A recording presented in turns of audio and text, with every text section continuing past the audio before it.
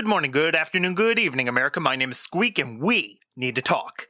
This week, the president names Jerusalem as the official capital of Israel. Several congressmen resign over charges of sexual assault. Both Al Green and Barack Obama call President Trump Hitler. Roy Moore continues to gain momentum despite allegations of sexual misconduct. And we continue our examination on the left's war on Christmas. All this and more this week on The Squeakly Report.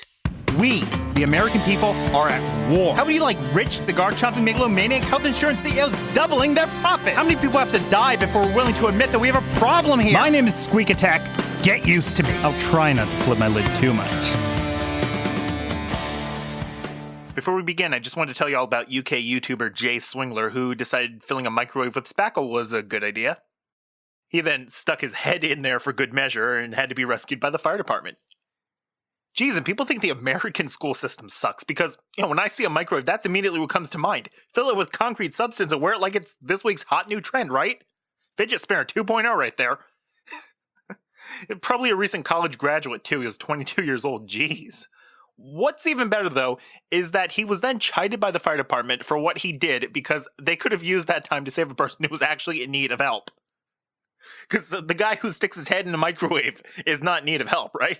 So yeah, just wanted to point that out because this is the most unfortunate type of hilarity that could ever ensue, at least in a place like the United Kingdom. Oh, on a more serious note, the city of Philadelphia just announced a bill to ban bulletproof glass in shop windows. Why? Well, according to one lawmaker, it's racist because it represents the false stereotype that black people commit a lot of shootings and armed robberies. Now, more specifically, they're talking about barrier windows, which separate workers and customers. Think of it like the windows you might see at an amusement park snack stand, only on crack, for lack of a less racist according to the left term. This lawmaker, Cindy Bass, or maybe Bass, not sure how to pronounce it, but the woman's a total jackass, she says it creates an air of distrust and class division between working people and hopefully working people who are serving as customers. Huh?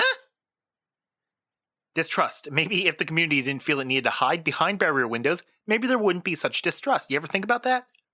Why does the left always try to force other people to solve their problems? I mean, really. It's not the fault of the shopkeeper or the fast food workers in Chicago who already have to use such a system. That violent people commit violent acts. Is it their fault? No.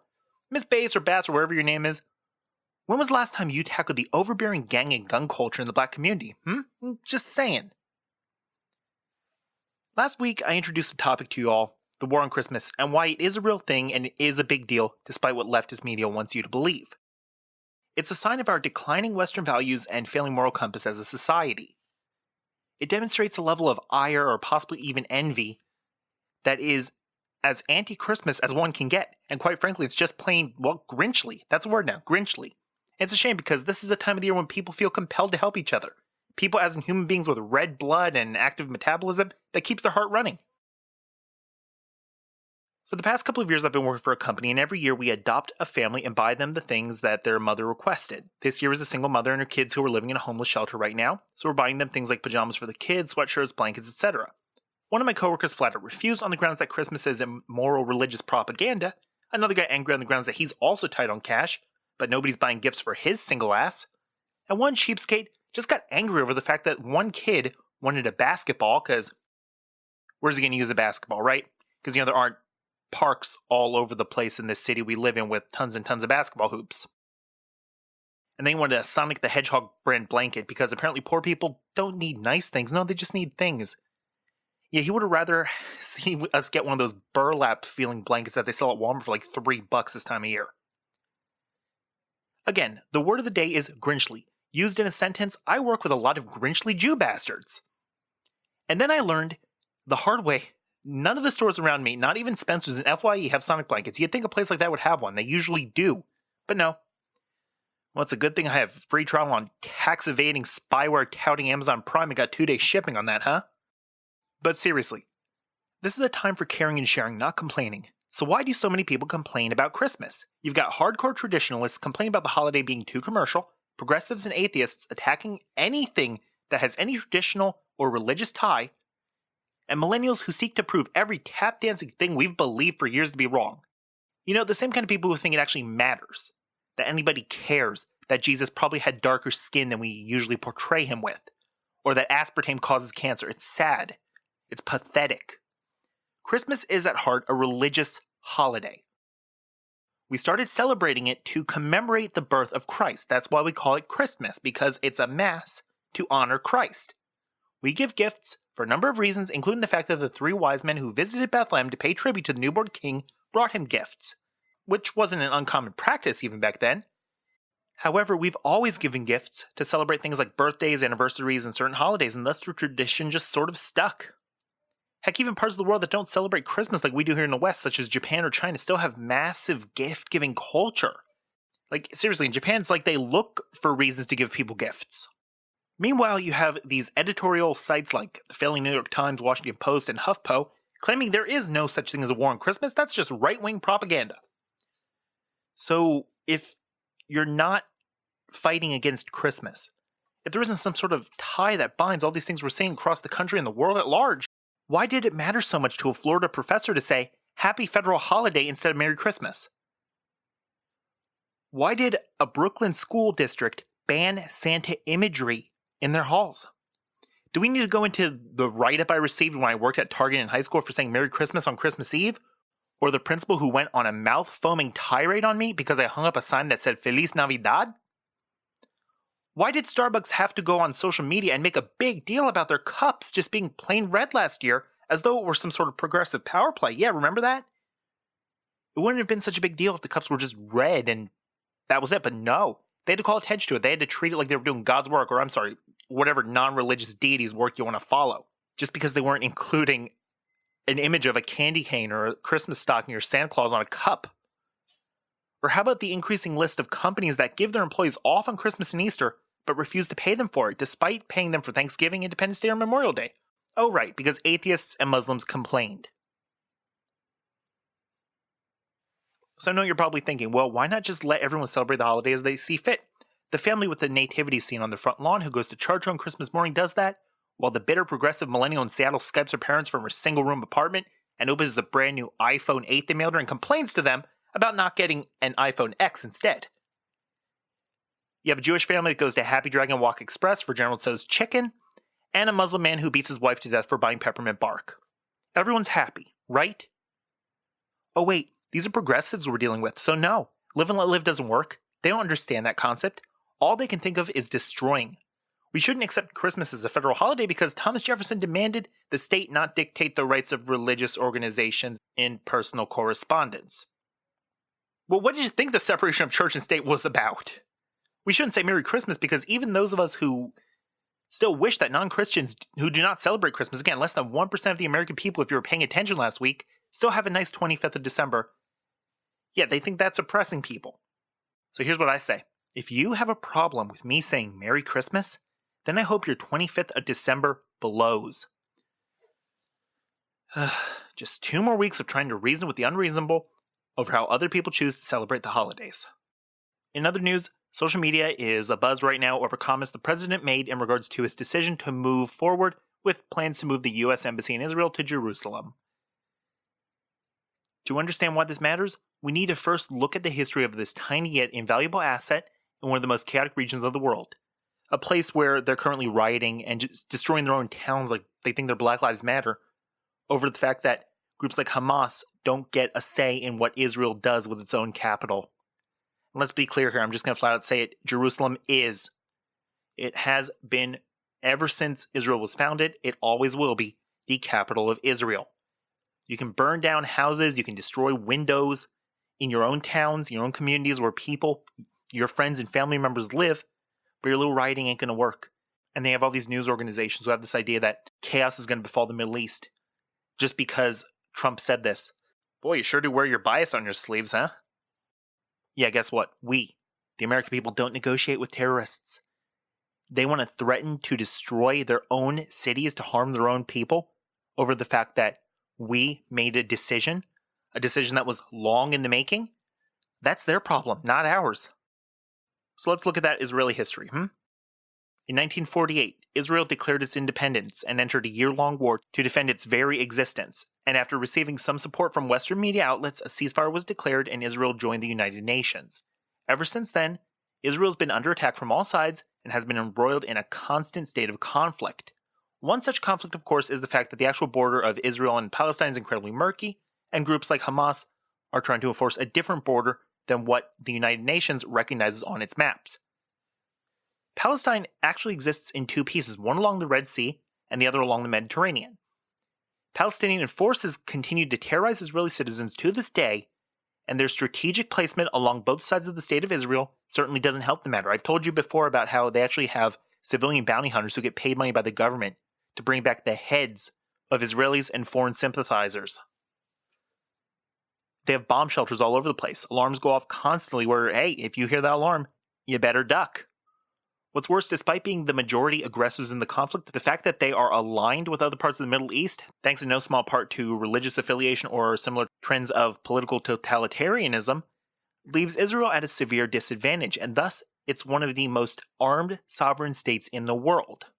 Why does Jerusalem really matter? Because it's considered a holy land by all three of the major religious groups in the region. That is now being defended by Christian-majority nations as the capital of the Zion state of Israel, as it has been for centuries. Yet Jerusalem may have once been a major city for the Islamic people. It was never the capital of the Islamic world. It was never the capital of anything except the state of Israel. It's a holy site for Christians likewise, but it was most recently a Jewish-majority city. It's now the home of the Israeli parliament, most of their government agencies, and Benjamin Netanyahu himself. So in summation, it's a city that the Jewish state won fair and square and has since defended in several wars against Islamic extremists and has been declared by a Christian world the capital of Israel. If Christians can accept that their holy land is now the land of the people that killed Christ, why can't Muslims? In fact, why can't Muslims who rule over the vast majority of the Middle East accept Israel's very existence? It's a tiny little country, only the size of New Jersey. Why does it have to be such a big deal? I'll tell you why. Because political Islam and the fanaticism that follows is incompatible with the rest of the world in the 21st century. Islam and basic logic and reason cannot and will not ever coexist. Put that on a bumper sticker, will ya, you snowflakes? Oh, wait, you guys don't like being called that anymore, do you? Snowflakes. Okay. So because apparently the word snowflakes is now offensive to special snowflakes in an incredibly meta way when you think about it, we're going to see how many times we can use the word snowflakes throughout the rest of this episode. Okay, snowflakes? Okay. So President Trump declared Jerusalem to be Israel's capital, and the collective snowflake hive minds of Twitter, Tumblr, YouTube, Facebook, and Pornhub just lost it. They didn't lose it, though, when the Senate voted 90-0 on measures to defend Jerusalem's position as the political capital of Israel. They didn't lose it when their supreme snowflake overlord Obama went on record multiple times and said that Jerusalem was and always would be the capital of Israel. People cheered when both Little Bush and Bill Clinton campaigned on and offered support for Jerusalem. Again, the capital of Israel. They probably wouldn't have lost it if Snowflake Clinton, Snowflake Sanders, or someone like Senator Cruz or Governor Rubio had made this declaration. No, it's just because Trump said it. That's why it matters, and that's why they're mad. Because Trump said it, and he was 100% correct. And what's worse, it just goes to show you how ungrateful these snowflakes are, how they don't care about their own country or what benefit the world at large or as a whole would see from our existence. Remember, Trump and Netanyahu are personal friends who see eye to eye more often than not. If you snowflakes were true humanitarians, you'd want the people on the constant defensive, who are under constant attack, with a demonstrated pacifistic president in Reuven Rivlin, to survive and spread their ideals and culture. You'd want the Islamists who continue to murder children on the grounds of their parents practicing a different religion to be punished in some way. And you know something, snowflakes? You'd want the Jews to finally have a home. Because in the Middle East, they don't. Not without Israel. There's a place in the world for Hindus where everything revolves around Hindu ideals and practices. Same with Buddhism, Sikhism, and Islam. Christians arguably have the US and parts of Central Europe, though certainly not Sweden, Germany, or the UK anymore. What do Jews have? Nothing. Nothing but Israel. Why can't these people have a place to call their own? Speaking of Europe, Denmark was proud to announce that in the year 2016, only 4 babies were born with Down syndrome. Why was that? Because they're aborting them. No, it's not because of some scientific breakthrough that prevents the disorder from happening. No, it's just because of abortion. Pre-screenings resulted in 137 diagnoses nationwide, and you had about, 266 snowflake parents and their extended families who chose the Dyson over dedication, leading to just 4 Down syndrome births. Down syndrome is a genetic disorder that results from a child having an extra 21st chromosome, which occurs entirely by chance. In 20-year-old mothers, there's about a 1 in 1,000 chance of this happening. Prenatal screening can diagnose this disorder, and people with the disorder are most easily classified by appearance and cognitive impairment. However, just as cognitive functions vary in people without DS, they are equally diverse in people who do have it. In recent years, specialized educational plans, including oftentimes inclusion in more general core classrooms, have led from almost 0% of the population with Down syndrome to over 20% being able to work. People with DS oftentimes require additional support through their lives just for normal daily functions, to fill out paperwork, most likely won't be able to drive themselves or operate heavy machinery. Very few of them go on to pursue any form of higher education. Granted, it's not as diverse a disorder as, for example, the autism spectrum, but progress has been made, and again, this is the good kind of progress that benefits people across the board, not the kind that makes snowflakes feel like they did something good in the world at the cost of abusing non-snowflakes. Now, we have spoken enough about religion in this episode, so in recognition of the fact that we do have a lot of snowflake-agnostic listeners, we'll put the argument that this level of human intervention in the birthing process, believed by so many to be the realm of God and only God himself, to the side. Let's just look at the morality of this scenario. And this is your call to arms this week, everyone. Head over to my Twitter account or our Facebook discussion group and send me your thoughts. Is it moral to decide that children who would be born with Down syndrome die or are never born? Okay, let's just call this dying, okay? Because that's what it is, it's death. Should they die so they never have to suffer in life like horses with broken legs or old dogs? Is it better to let them live a full life knowing it will be a constant challenge for those around them? Do you think parents are choosing abortion not because of any sense of greater good, but rather out of selfishness, and so they don't have to adjust their lifestyles to accommodate children with special needs? And I'm going to give you my actual thoughts on this for a change. I've worked with children with many types of disorders and disabilities, such as autism, Down syndrome, and general learning disorders. Sometimes I feel like people forget when dealing with people with special needs that they are people as well. And I'm not above this subconscious mentality, but I think the thing that really hit me was when I was teaching a class and I gave an autistic boy a Band-Aid because he got a paper cut, and I saw red blood on his worksheet. You don't always realize these things or truly understand them, despite thinking you understand them on a factual clinical level. Sometimes you need to see the blood to realize it exists. Before you truly understand them, you have to experience them firsthand. And one of those things seems to be, for a lot of people, that children and people with disabilities are people too.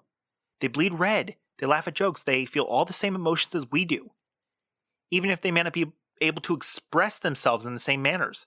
So no, I don't think aborting these babies is saving them from misery and grief, because I know for a fact that people with disabilities are not miserable, and therefore, I'm just going to flat out say it. Yes, I do think 133 Danish families that aborted children with Down syndrome last year were being selfish, lazy, and psychopathic when they chose to terminate their pregnancies. You're going to be a parent. You have to accept the fact that your life is going to change and be altered forever. Not in the way you want? Too bad. That's life, snowflake. Life happens. Things change. It's just reality. You're not going to have a perfectly normal child like you wanted? Every parent who has a gender preference has a 50% chance of not getting exactly the child they want. 99.9% of fathers who never have a son, despite always wanting one, accept this and they love their daughters exactly the same way they would if they had a son. You, on the other hand, you Danish snowflakes are psychopaths, incapable of loving a child who may be more of a challenge to raise, and that's just plain messed up. Know what this is? Eugenics. These countries' governments want to cull the herd to keep people with genes they don't like from spreading. I'm talking about you, Netherlands, Belgium, Iceland. It doesn't matter if you kill a baby for being of a certain skin color or a fetus for having a disorder. It's discrimination, it's inhumane, and it's just plain up. Jesus Garcia, is this really the world we're coming to? You know what, screw what I said about not bringing up religion earlier. Europe, you snowflakes need a divine intervention of the apocalyptic kind.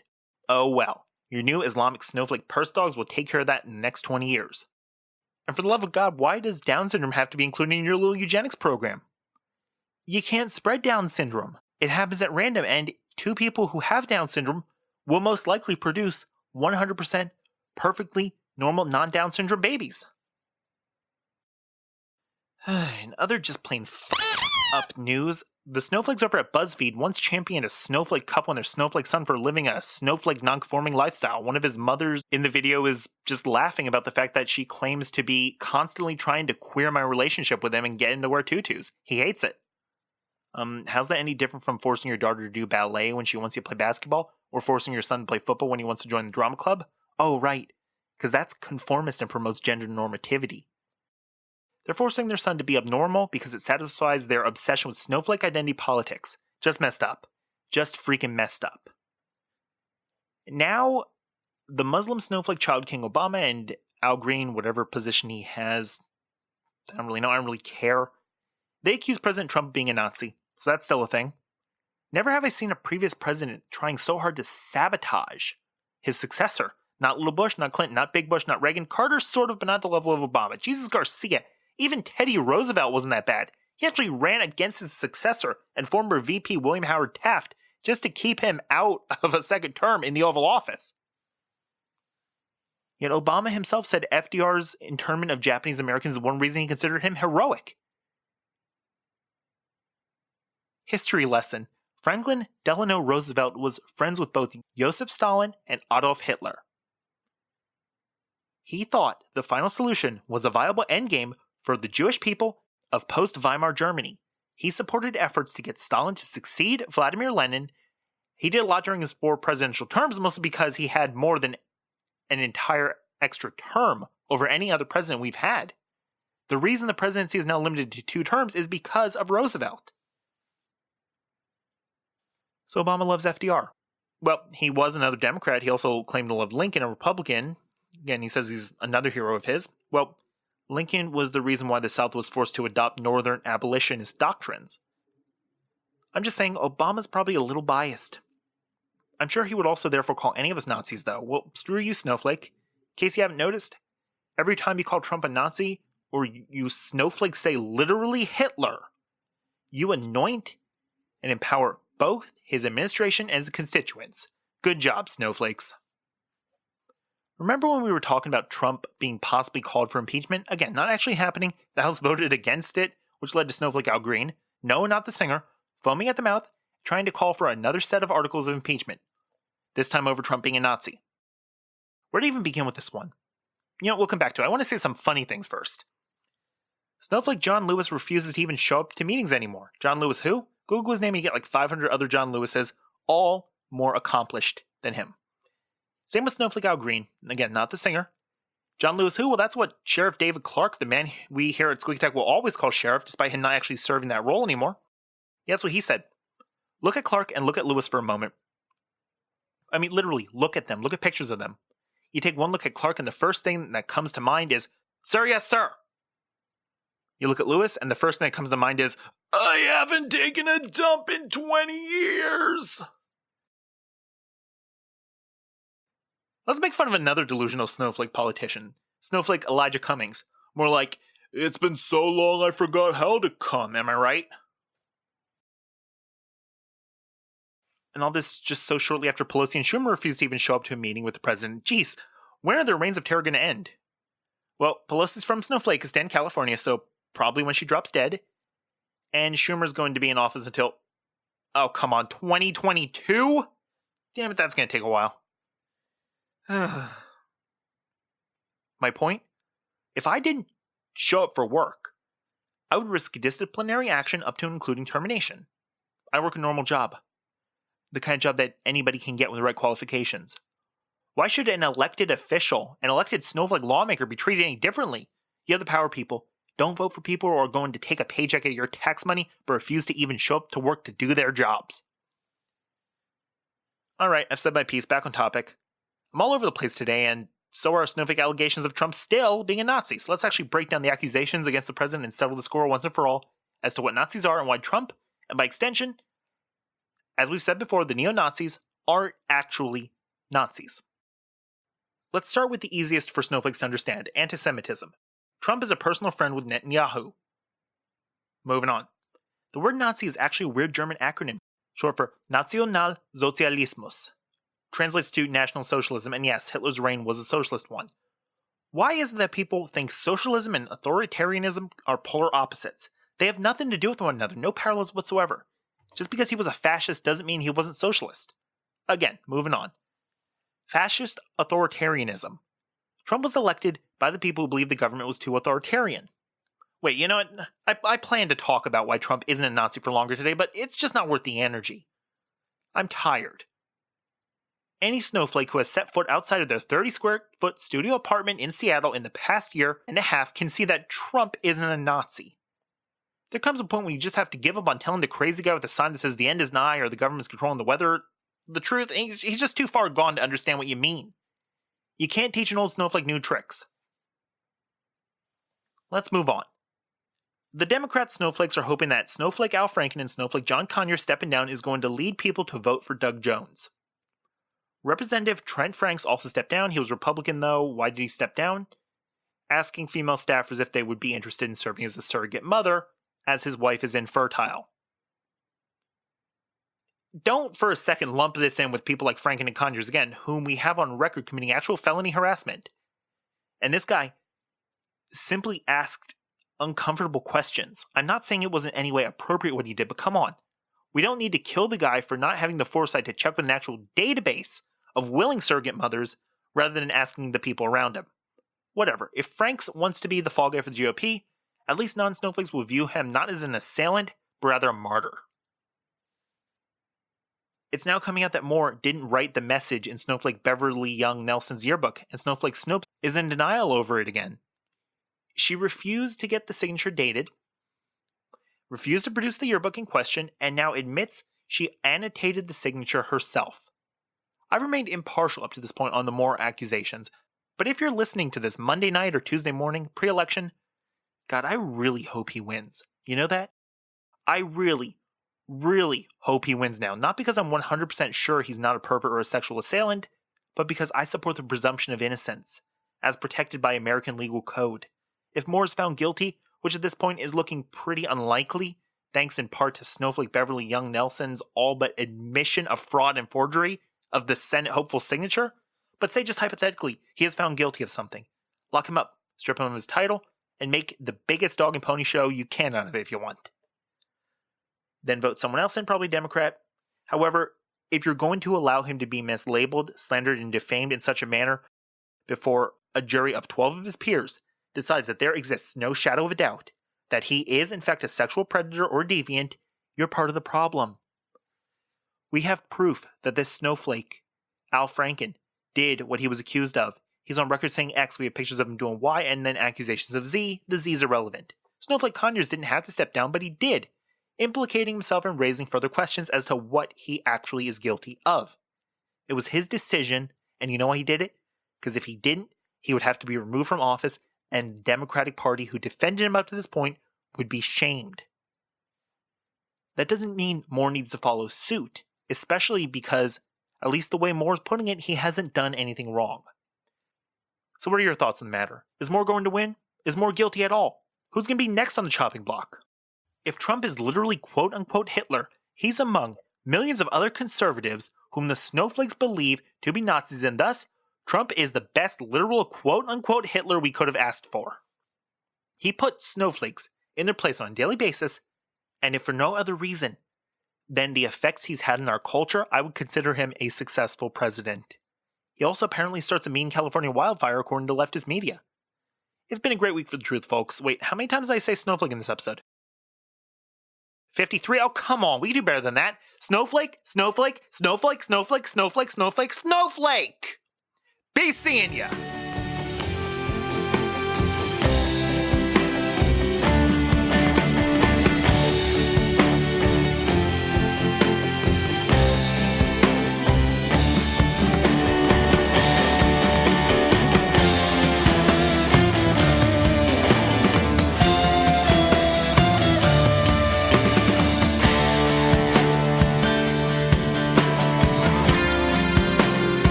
Like what you heard? Hate what you heard? Want to see me dead? Follow me on Twitter at Squeak_Attack and join our Squeak Attack feed Facebook group and fan page. Rate, review, and subscribe on iTunes. Leave a comment on the blog. And as always, have a good day.